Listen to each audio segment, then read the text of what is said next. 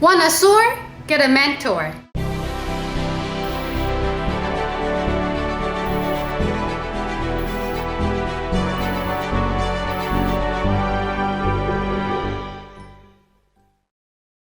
Hey, it's Nina Carmichael. We made these videos is probably because you're the most ambitious person in your circle. You know you're capable of more, and you get that push by surrounding yourself with the best. So today, let's learn from one of the best, my husband, Evan Carmichael, the skills everybody wants to success needs to develop. Enjoy!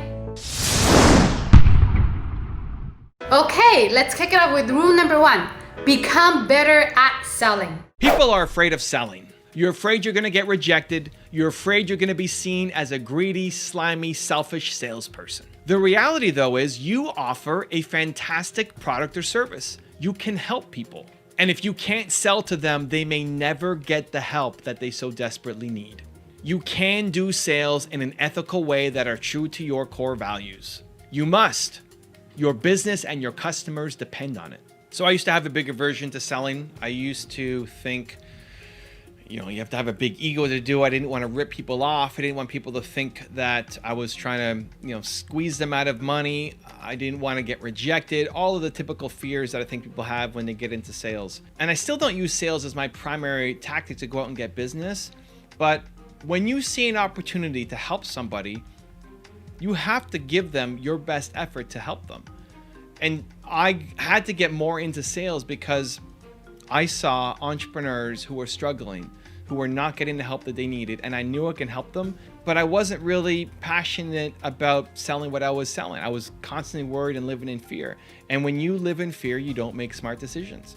And I got more into it because I saw people who were failing, who should have used my help, who I could have helped, and I didn't step up, and then they failed, and they went out of business, and they made bad mistakes. I own that. That's my responsibility. That was my fault.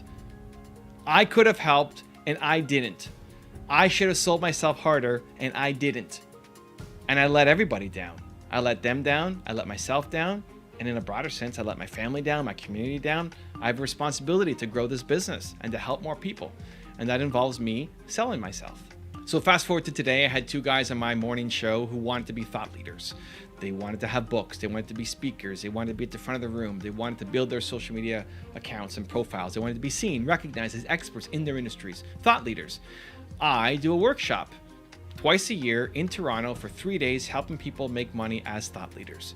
And I break down my exact strategies, how I grow on YouTube, how I grow on Instagram, what your content strategy should be, how to make videos, how to come up with ideas, how to create content, how to win, how to get speaking gigs, how to get a book deal, all of it. Be me, be the Evan Carmichael of your industry. I break down how to do it, but not just a breakdown. Not just, hey, let's sit in the room and learn from my ideas. We're gonna work with you to do it. I take 15 people twice a year and I work through exactly how to do it. And then you're taking your phone out and you're making content. You're making videos, and I'm gonna be sitting there talking to you and helping you do it. Then you get in front of the camera and you have to make a video. And I'm gonna be behind the camera with my team telling you, nope, again, do it again, say it like this. Nope, not quite, nope, keep going. A lot of personalized one-on-one mentorship. If you want to be a thought leader, it's among the best training in the world. You need to do it. If you have the budget, you can make the time free, you should come out and do it. And so I'm talking to these 2 people who want to be thought leaders, and I have the knowledge and I have the training to help them. I think that 3-day event should be something that they at least are aware of. And so with one of them, I walk through the entire process of what I cover in the event, and I'm trying to do it in a way that brings them value, obviously. And then the other one, I quickly mentioned it and then followed up in a DM on Instagram to say, hey, here's the event. I think it'd be good for you. Maybe they come, maybe they don't come. Maybe some of them feel like they're being sold to. I don't think so, because it was when it's genuine, when they can feel your passion and love and energy and care and desire to help them, that's what breaks through. If you don't actually care about the end consumer, if you see somebody coming to, oh, that person's my next car, that person's my next suit, that person's my next XYZ, right? My next watch. If that's the mindset and attitude, then they won't feel the care. They're going to feel like they're being sold to and being ripped off. But when you have the energy, compassion, heart to help, and you know that this is the thing that they should do, I think it's your responsibility to go off and tell them about it. When you believe in what you're selling and when you believe that it's actually the right thing for that person, it's your responsibility to sell it. So I'm going to give you a 3-step process that will help you be a better salesperson and bring in more sales to your business. Step number 1, put yourself in their shoes. The best salespeople are listeners. So you listen. What do they need? What do they want? What are they looking for? You're listening. You try to imagine as you as them. You are them. You want to jump into their body. You are them. You're putting yourself in their shoes and getting a deep understanding for what their problems are right now. Number 2, let them feel your understanding and your passion. Because you put yourself in their shoes, now they feel like you understand them. Like this person understands me. Evan understands me. He knows exactly what I'm going through. That's what you want them to feel. This person knows exactly, you know exactly what your customer is going through, and they feel it. Because when they feel like you understand them and their problem, they're way more willing to listen to you. Otherwise, they feel like they're being sold to. So 1, you understand them. And then 2, you are passionate about helping them solve the problem. You are passionate. You firmly believe in the thing. Don't recommend something that you don't believe in. You're passionate about this thing that you're selling that can get them a real result, that is going to make them money or take a problem away from them. You have to believe in what you're selling. And then step number 3, when you're 85% sure, tell them what to do. I have a theory that when you're 85% sure, you're 100% sure. When you are 85% certain about something, you have to jump to 100. There's no way ever to be 100% certain. It's not possible. It's only for things looking backwards, right? I got this coffee from Tim Hortons today, and it's a dark roast, and I know what a dark roast black coffee tastes like, but maybe today it's burnt. I don't know what exactly it's going to taste like today until I've already tried it. You can only know with 100% certainty looking backwards, not forwards. And so you need to get to a point where you feel 100% certain about something. And so for me, when I'm 85% certain, I'm 100. I act like I'm 100 because I become 100. Here's why. And this isn't just for selling to clients. It's relationships, it's partners, it's mentoring, it's suppliers, it's investing, it's everything. If you're trying to help somebody down a path, you know something, you have an expertise, you're trying to help them down that path. They're uncertain about it. They're looking for a solution. They're in pain mode. They may not even think there's a solution, but you know you have one. If you have a little bit of doubt, because there's always some doubt, right? You're never 100% certain looking forward. If you have a little bit of doubt and they are full of doubt, they're going to hang on to the doubt. That little bit of doubt that you have is going to be the reason why not to listen to you. Even though you're 85% plus certain, that 15% chance that you're going to be wrong means they don't do anything. And so when you are 85% certain, you have to go to 100. You tell them what to do. You say, this is the best thing for you. I believe it will work for you. I believe it will solve your problems. When you're 85% sure, you're 100. If you want more confidence and motivation, please check out our 254 series. The link is in the description below. Dramatically improve the chance of you getting your deal. They'll look over your proposal. They will give you feedback, suggestions, how to tweak your proposal. If you've never done it before, and I'm going through this process right now. Successful people take responsibility for where they are in life. Find whatever the smallest first step is, and then the smallest next step is, and continue to build those steps. And when you look back, you'll have realized that you made some pretty significant progress. Rule number 2, always look for new skills. You will never lose in life if you have valuable skills. You won't lose your house, you won't lose your car, you won't lose your clients if you have a skill that brings people value. The economy can collapse, the algorithms can change, but as long as you have a skill that solves problems for people, you will be safe. So I'm seeing this a lot in the YouTube world now. I have a new course out helping people get to 1 million subscribers on YouTube. We can link up the description there if you want in. And people are saying, well, should I still do YouTube? Is it too late? Like YouTube won't be here in 5 years or 10 years, or maybe it's gonna be the next thing that I should hop on. It's not about the platform. Like right now, it's winning the platform that is currently winning.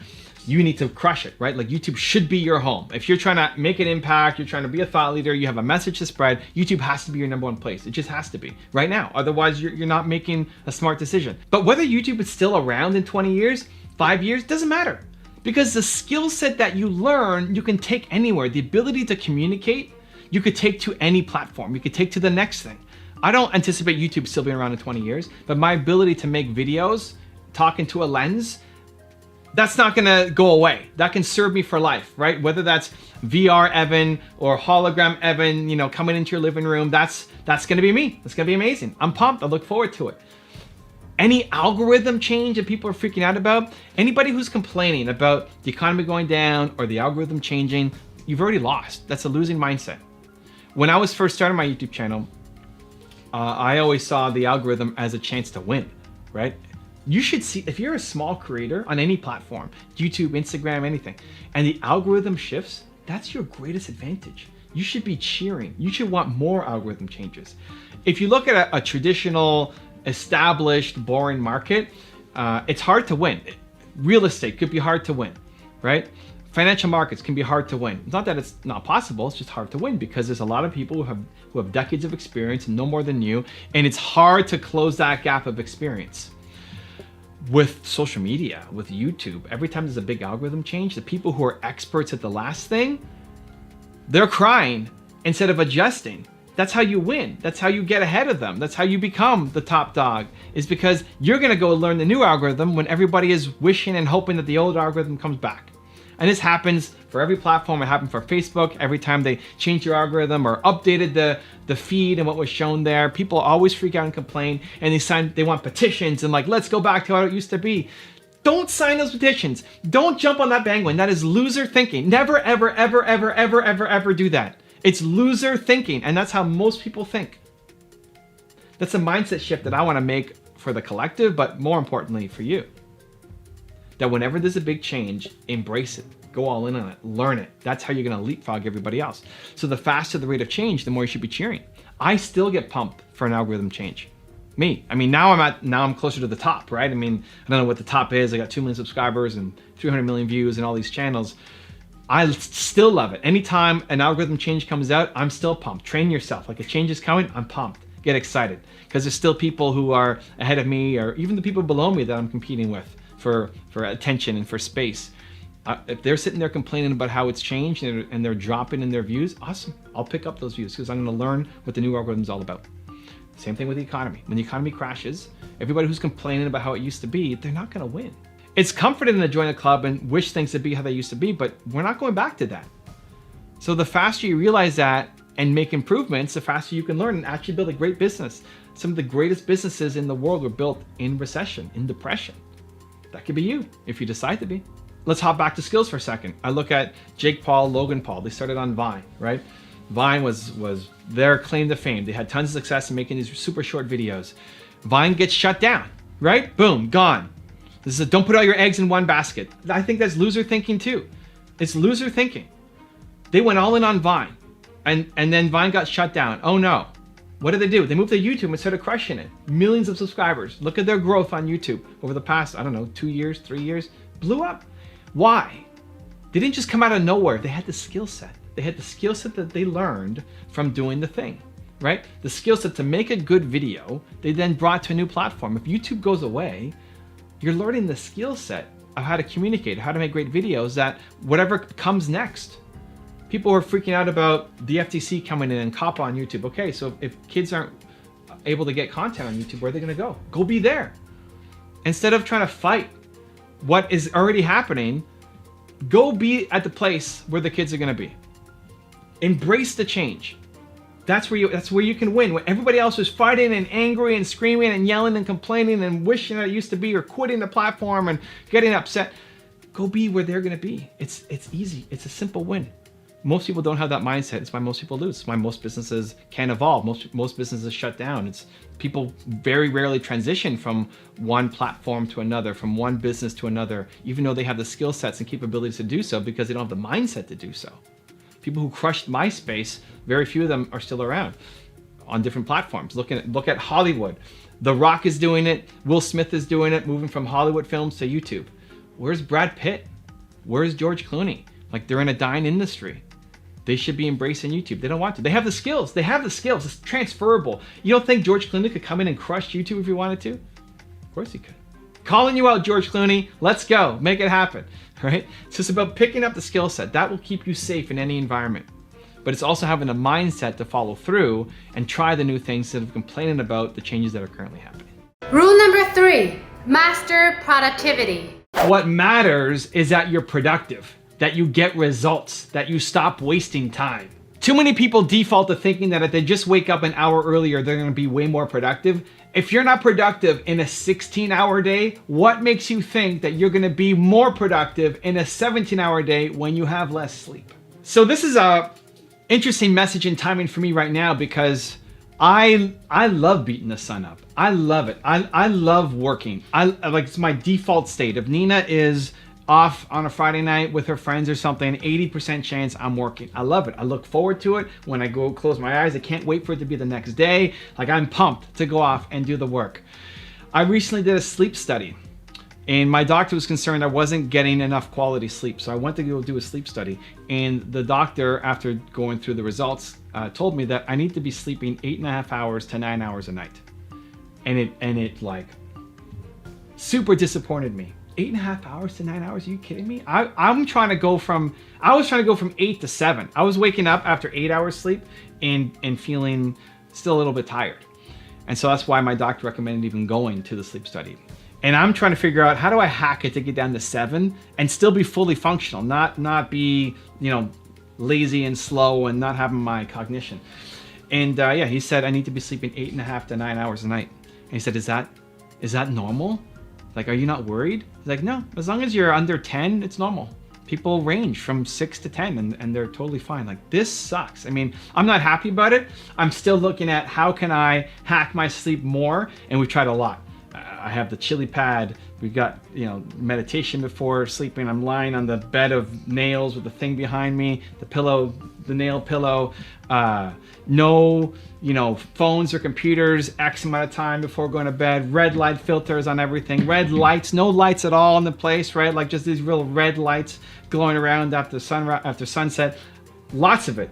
Cool down the temperature. I don't know, all of it. Don't eat past 8 o'clock. No caffeine past 2 o'clock. All of it. I'm doing all of that stuff. All of it, right? Plus probably a lot more stuff.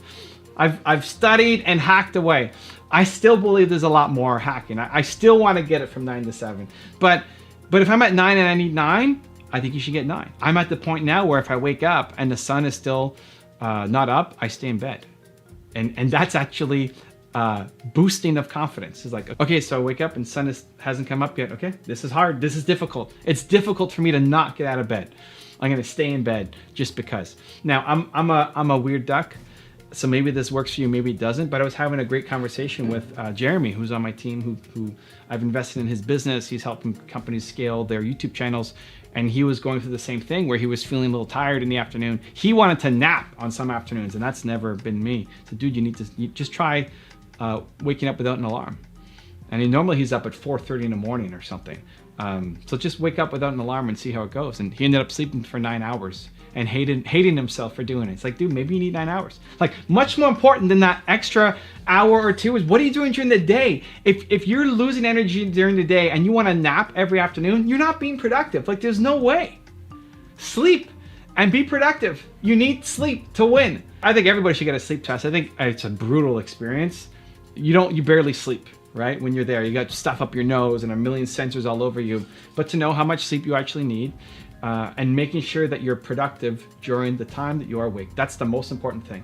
That you are productive during the time that you are awake is way more important than if you wake up before the sun gets up. Now I've got a very special bonus clip on become an action taker. But before that, it's the question of the day. What is the #1 goal that you need to chase down this week? And if you made it this far in the video and you promise to take action after watching, we don't just watch video, we do something. I want to celebrate you. Give me a hashtag belief in the comment below. Hope without action leads to pain and suffering.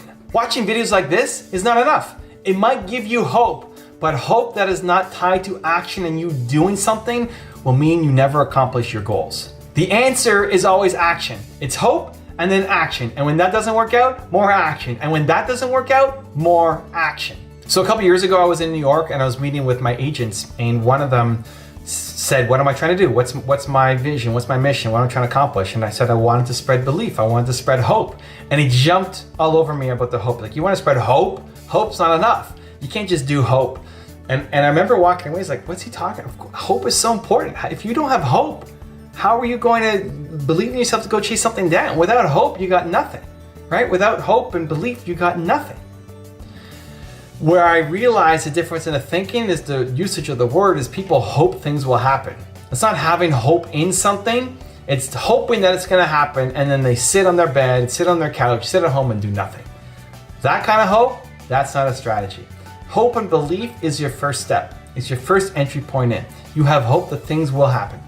But then you gotta get up and do something, right? And so, figuring out that message when I was talking to my agent didn't come to me right away in the moment, because at the same time, as much as I'm filled with hope and belief in humanity and what we can all do, I'm working, right? I'm taking action. I'm making 3 to 4 videos every day. We haven't had a day in the past 5 years where a video hasn't gone up. Every single day. I don't know what that consecutive streak is, but it's long, it's big. I'm working my face off every day in the achievement of my mission. But I also love hope and belief. It's why I have this channel, it's why I have my other channels, is I want to be around people who've done a lot more. I want to learn from the greats. I want to learn from people who know more than me. And when I see that, it gives me hope that it's possible. It gives me belief that it's possible, that if they can do it, I can do it too. But you still have to do it. The ability to do it versus actually executing and doing it are two very different things, right? The difference gap is going to be the action. And so, yes, I want you to have hope. I think it's important, but it's not the only thing. You got to make sure you turn that hope and not just rely on a strategy, but you're doing the daily work to chase down your dreams.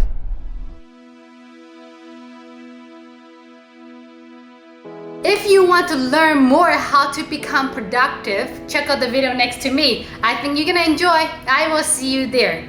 Believe.